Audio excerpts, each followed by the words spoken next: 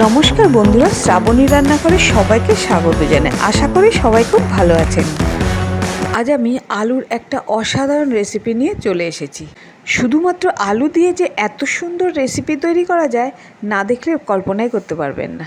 Breakfast, dinner, সন্ধেবেলায় tiffin, যখন খুশি খান, অসাধারণ খেতে হয়।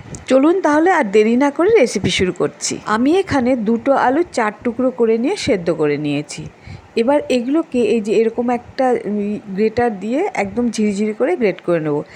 হাত দিয়ে ম্যাশ করলে অনেক সময় ছোট ছোট দানা দানা থেকে যায়, তাই এতে সুন্দরভাবে ম্যাশ হয়ে যায়।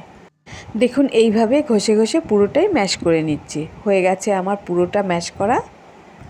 এবার ভালো করে কাছিয়ে নিলাম। ভালো করে কাছিয়ে নেওয়ার পর এই আলুর মধ্যে আমি 4 টেবিল চামচ পরিমাণে কর্নফ্লাওয়ার দিয়ে দিলাম। কর্নফ্লাওয়ার দেওয়ার পর এর মধ্যে স্বাদ মতো লবণ দিলাম। আমি হাফ চা চামচ পরিমাণে দিয়েছি, এটাই আমার জন্য ঠিক আছে। আর দিলাম হাফ চা চামচ পরিমাণে গোলমরিচ গুঁড়ো। এবার এইগুলোকে খুব সুন্দর করে হাত দিয়ে মেখে নেব, একদম আটা মাখার মতো করে। বন্ধুরা, আমার ভিডিও যদি ভালো লেগে থাকে তাহলে যারা প্রথম এসেছেন তারা প্লিজ সাবস্ক্রাইব করবেন আর পাশে থাকা বেল আইকনটিতে ক্লিক করে দেবেন, যাতে যখনই কোনো নতুন ভিডিও আপলোড করব সাথে সাথে আপনাদের কাছে পৌঁছে যাবে। ডো তৈরি করা হয়ে গেছে, এখানে আমি 10 মিনিটের মতো রেখে দেবো। আর এবার আমি একটা ছাঁচ নিয়ে নিয়েছি, তার মধ্যে একটু তেল লাগিয়ে নিলাম। এবার আমি একটা টেবিল চামচ যেগুলো আছে ওই সাইজের চামচের সাহায্যে আমি একটা একটা করে লেচি কেটে নেব।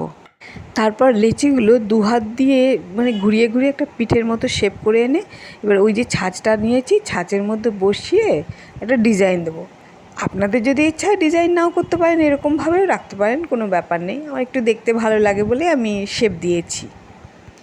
এই যে এইভাবে করেছি, দেখতে সুন্দর লাগছে না? ঠিক এইভাবে আমি আরও ওই টেবিল স্পুন দিয়ে কেটে কেটে এইভাবেই বানিয়ে নেব, সম্পূর্ণটাই বানাবো। আর বন্ধুরা, যারা আমার সঙ্গে সবসময় আছো তাদেরকে অসংখ্য অসংখ্য ধন্যবাদ। আমিও তোমাদের সঙ্গে সবসময় থাকবো। এবার ওই একইভাবে বানিয়ে ফেললাম আরও একটা। এইভাবেই আমি একটু একটু করে কেটে কেটে তুলে পুরো বানিয়ে ফেলবো। আর একটা বানিয়ে নিচ্ছি ওই একইভাবে হাত দিয়ে ঘুরিয়ে, তারপর ডাইসের মধ্যে চেপে চেপে ডিজাইন করে নিয়ে তারপর বার করে নিলাম, নিয়ে রেখে দিলাম। এইভাবে আমি সবগুলোই তৈরি করে নিয়েছি। এবার একটা কড়াইতে আমি জল দিয়ে গ্যাসের উপর বসিয়ে দিয়েছি। জলটা যেই ফুটে উঠলো, এবার আমি এই তৈরি করা সবগুলো আমি জলের মধ্যে ছেড়ে দিলাম।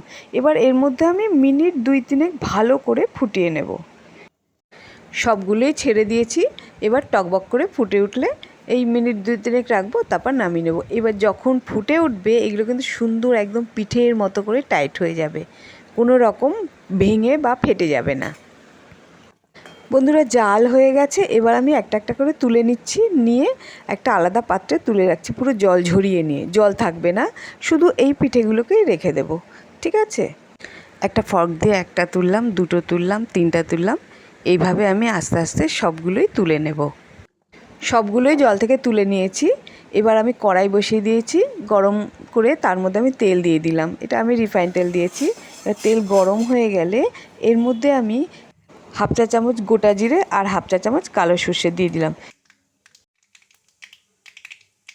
এগুলো ভালো মতো ভাজা ভাজা হয়ে গেলে এর মধ্যে আমি ছোট সাইজের একটা পেঁয়াজ কুচিয়ে দিয়ে দিলাম। পেঁয়াজগুলো ভালো করে নাড়তে থাকলাম। আর পেঁয়াজের মধ্যে থেকে যখন কাঁচা গন্ধটা চলে যাবে তখন আমি এর মধ্যে 4-5 কোয়া রসুন কুচি কুচি করে দিয়ে দিলাম। কিছুক্ষণ নাড়াচাড়া করার পর কয়েকটা লঙ্কা, কাঁচা লঙ্কা কুচিয়ে দিয়ে দিলাম। এবার লঙ্কা যে যার মতো স্বাদ মতো দেবেন।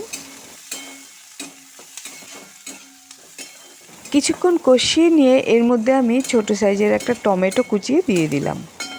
টমেটো দিয়ে দেওয়ার পর এটা ভালো করে নাড়তে থাকলাম।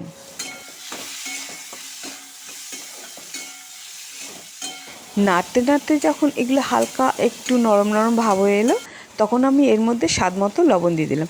অল্প লবণ দেবো, কেননা ওই যে পিঠেগুলো বানিয়েছি ওর মধ্যে লবণ দেওয়া আছে, এতে যাতে টমেটো এগুলোর মধ্যে একটা হালকা লবণ ভাব হয়, তাই দিয়ে দিলাম। কালারটা একটু চেঞ্জ হয়ে গেছে, ডার্ক ধরনের হয়েছে।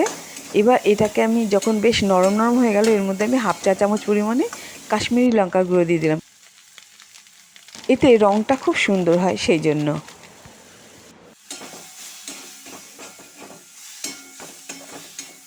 এবার এর মধ্যে হাফ চা চামচ পরিমাণে জিরে গুঁড়ো আর হাফ চা চামচ পরিমাণে ধনে গুঁড়ো দিয়ে দিলাম।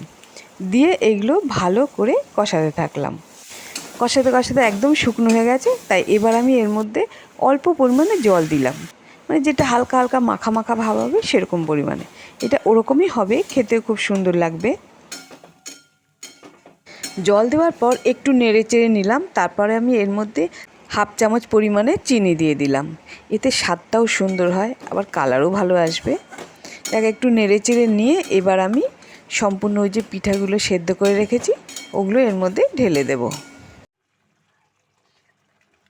একবারে সবগুলোই ঢেলে দিলাম। ঢেলে দিয়ে এবার নাড়তে থাকলাম।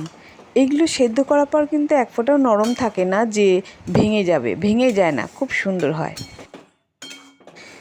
এইভাবেই নাড়তে থাকলাম যাতে ভালো করে মাখা মাখা হয়ে যায়। আর শুধু একটা স্টেপ আছে, ওটা করলেই হয়ে যাবে। এবার যখন বেশ মাখা মাখা সুন্দর হয়ে গেছে তখন আমি এর মধ্যে একটা পাতিলেবু, বড় সাইজের পাতিলেবু কেটে নিয়ে ওর রস চিপে এর মধ্যে দিয়ে দিলাম। রস দিলে এর টেস্টটা অসাধারণ হয়। আর পাতিলেবুটা দিতেই হয়, একটু টকটক ভাব আসবে, নাহলে এত সুন্দর হয় না। যারা টক খেতে না ভালোবাসেন তারা নাও দিতে পারেন, কোনো ব্যাপার নেই। যদি ইচ্ছে হয় এর মধ্যে ধনেপাতা কুচিও দিতে পারেন। ব্যাস আমার রান্না কমপ্লিট, মাখা মাখা সুন্দর হয়ে গেছে। এবার আমি এগুলোকে তুলে নামিয়ে নিচ্ছি অন্য একটা পাত্রে। বন্ধুরা, এটা সকালবেলায় জলখাবারে, ডিনারে, সন্ধেবেলার টিফিনে, বাড়িতে অতিথি এলেও বানিয়ে দেবেন, অসাধারণ খেতে হয় আর সবাই খুব খুশি হয়ে যাবে। একটা তুলে দেখাচ্ছি কেমন হয়েছে। কি খেতে দেখেই তো মনে হচ্ছে খুব লোভনীয়, তাই না? তাহলে বন্ধুরা, এরপর আমি আবার একটা নতুন রেসিপি নিয়ে চলে আসবো। ধন্যবাদ, ভালো থাকবেন।